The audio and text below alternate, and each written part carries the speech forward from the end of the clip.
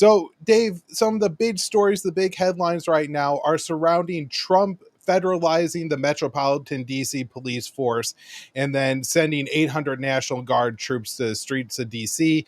There's a lot of rhetoric around this, and I have this clip from Benny Johnson I want to play for you and get your thoughts. Sure. President Trump is doing God's work by refederalizing DC. By the way, DC was set up as a federal city. It's in the Constitution. It's how our founding fathers intended it.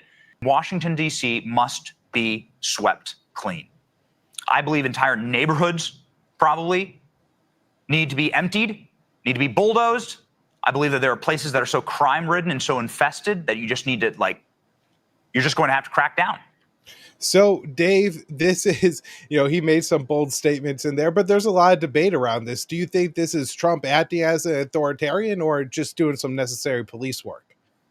Well, I mean, look, if Washington, D.C. is running something, I'm sure it'll be managed effectively. That we've learned that lesson time and time again. I'm just thinking, as you play this clip, I hadn't seen that clip before, but it is funny that Donald Trump was the president of the United States throughout the summer of 2020.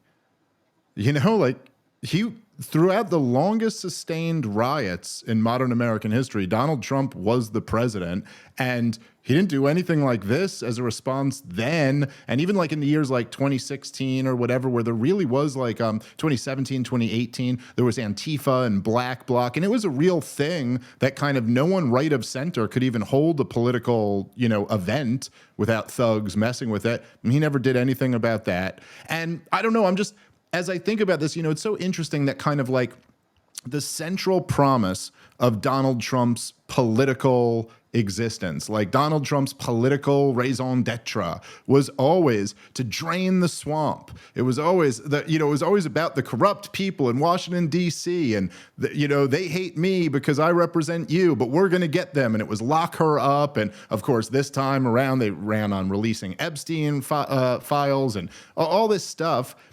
Kash Patel, all these guys always talking about how they're going to prosecute the criminals in D.C. who have betrayed the American people. But once it comes to fruition, the power of the government is always used, of course, against the people and not against the powerful who have betrayed the people.